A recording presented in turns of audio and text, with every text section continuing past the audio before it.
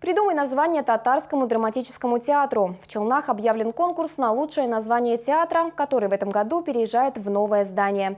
Идея его проведения принадлежит министру культуры Татарстана Ираде Аюповой, которая в мае посетила стройку. Конкурс проводится в 3 этапа. На первом с 1 по 15 июня пройдет прием заявок. На втором до 23 июня их рассмотрение. На третьем этапе с 24 по 30 июня будет выбран победитель. Свой вариант можно оставить на официальном сайте города napchelny.ru.